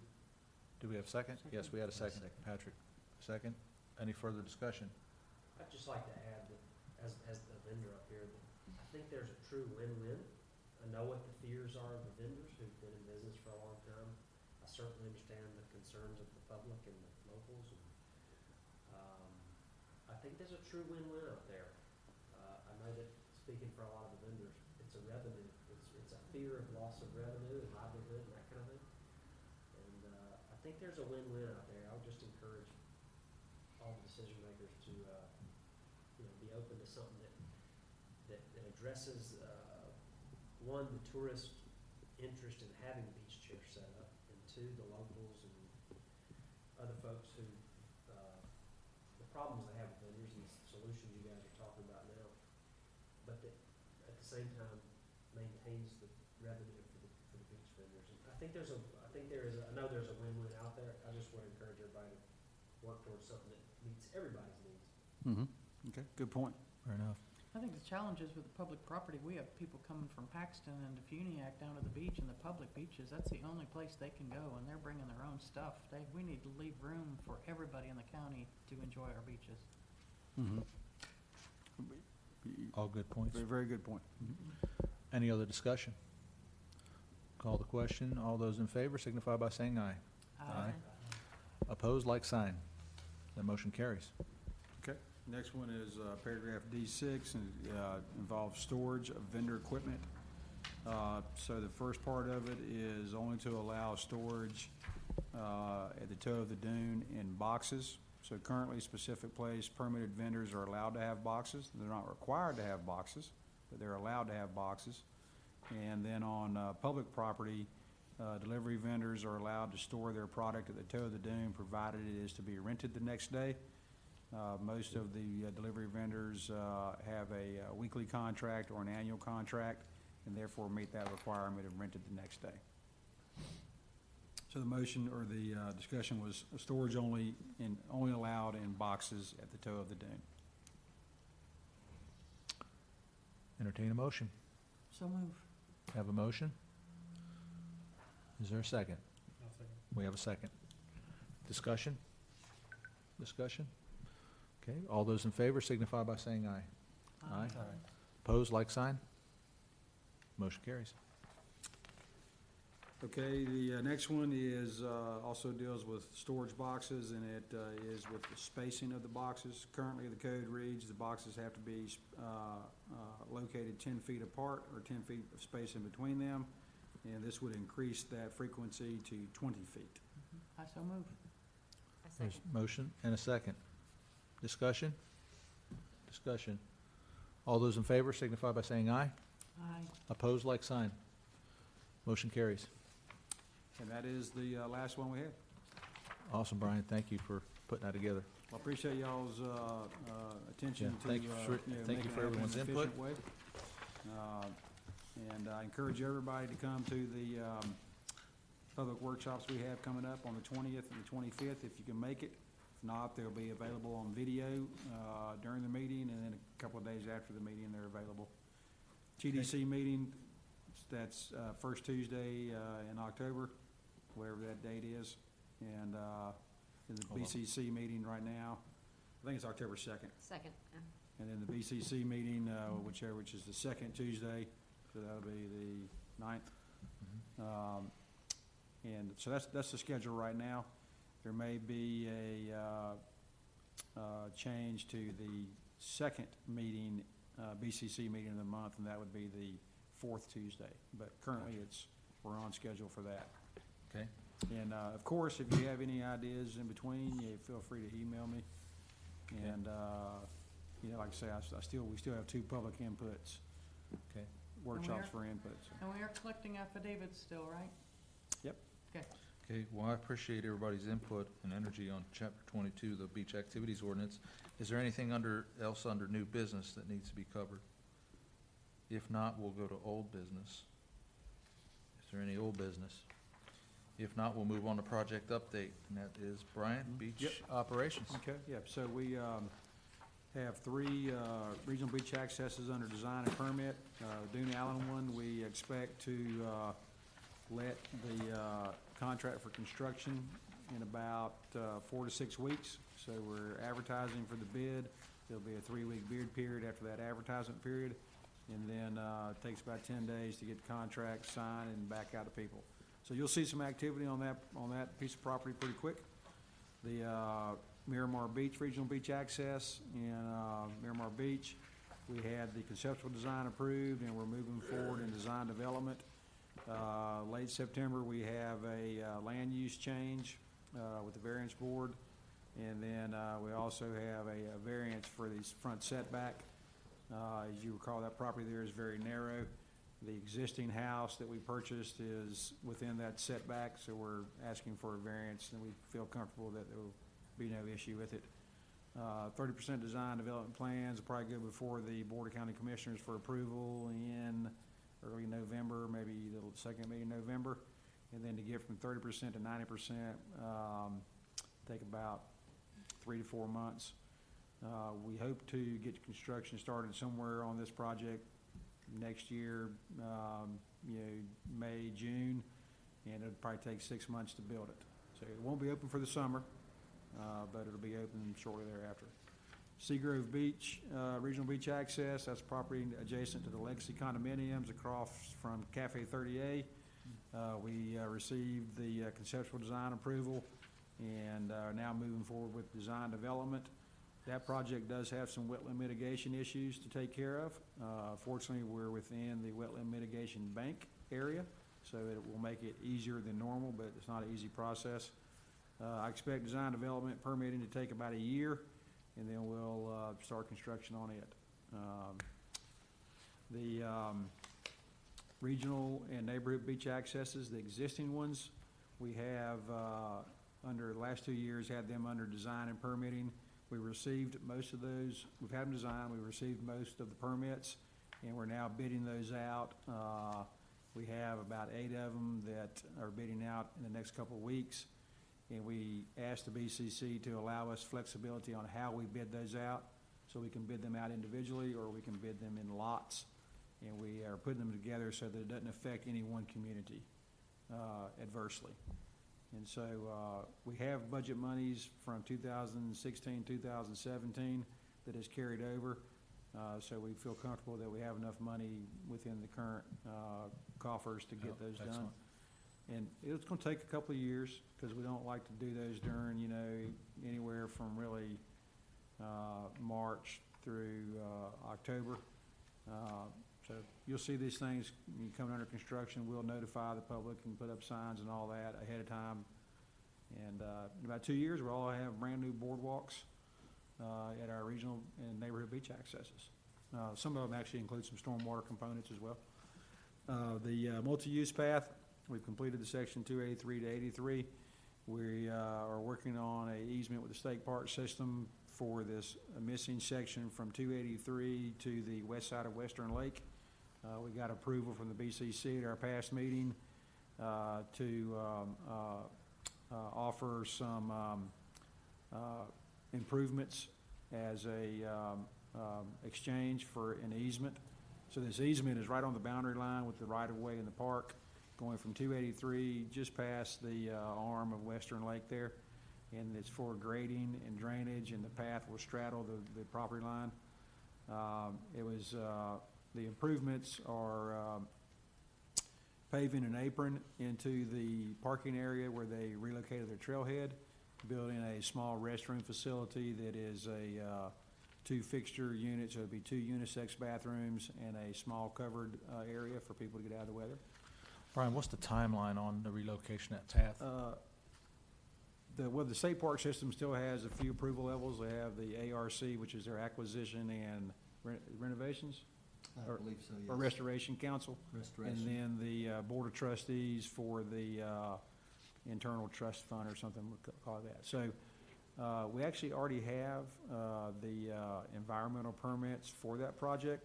Fortunately, the state had created a avenue that makes it very easy, so you can apply for a general permit that met the criteria. The criteria was restroom facilities and parking area for a trailhead that connected other paths, and that was that project. Gotcha. Well, So- I'm keenly interested in the timeline because, as you know, you and I met out there. We have parking improvements on that north side of Yeah. 30A, and we have a parking spot where there's a fire hydrant. Yeah.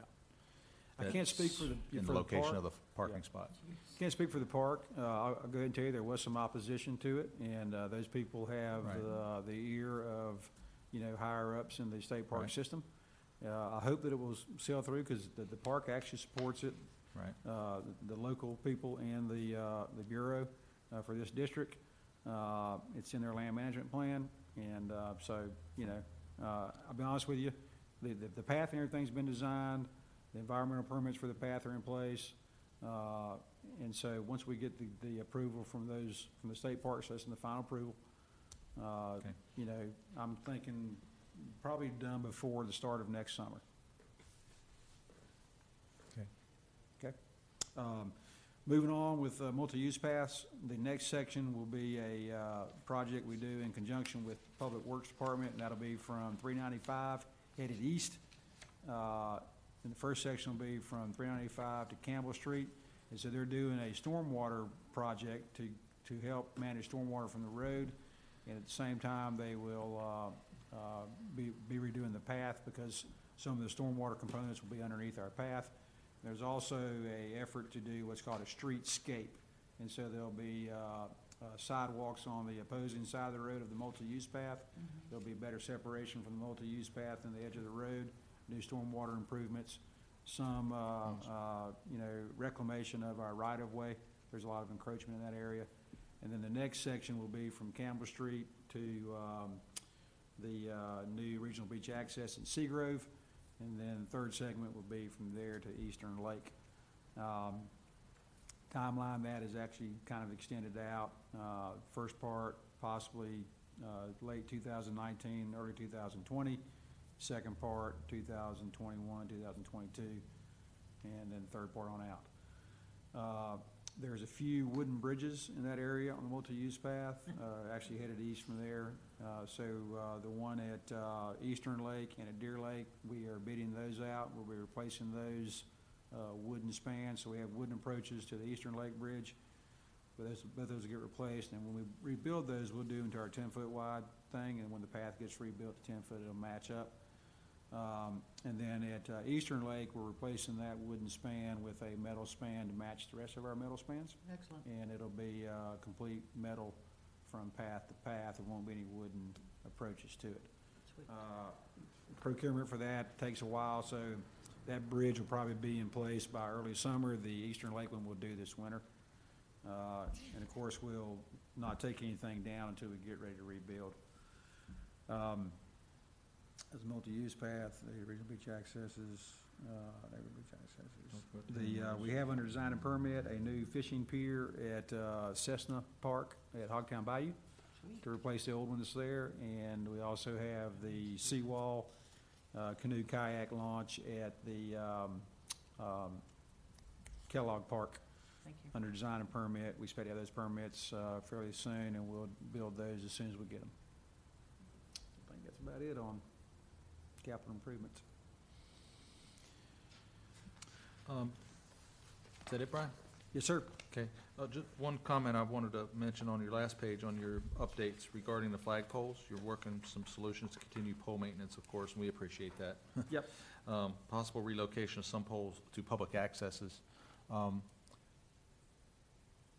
We've had a couple instances here recently, kind of back on the topic of what I was talking about earlier, where we've had some folks assert what's, theirs, ours, whatever. Right.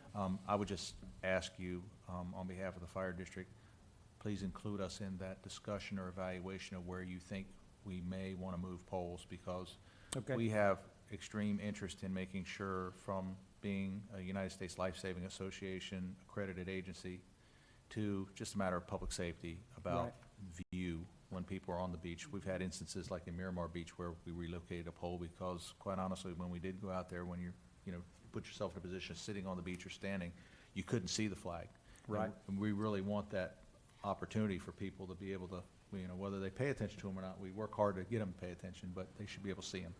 So Yeah. I know it's a little bit of an issue right now, but we just like to make sure we're putting them in a place where people can see them. Yeah, most definitely. We'll include, your department, specifically David Vaughn, Right. since he's in charge of that program. People pay attention to them.